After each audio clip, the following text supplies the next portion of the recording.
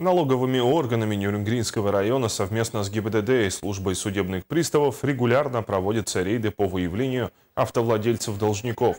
Такие рейды дают положительные результаты в работе по урегулированию задолженности физических лиц. Первый шаг у сотрудников ГИБДД – выявить нарушителя.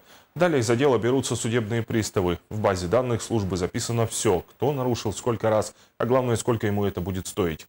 Для некоторых автовладельцев это становится неожиданностью. Судебные приставы напоминают, что они вправе ограничить право выезда должников за границу России.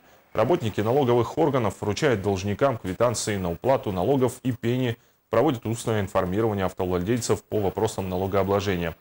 После таких рейдов нарушители более охотно идут оплачивать свои забытые долги. Для удобства считаем своего рода, чтобы люди могли как можно больше интересоваться своими задолженностями, а также своевременно принимать к ним меры по гашению, дабы во избежание штрафных санкций исполнительского сбора, а также и мер принудительного исполнения.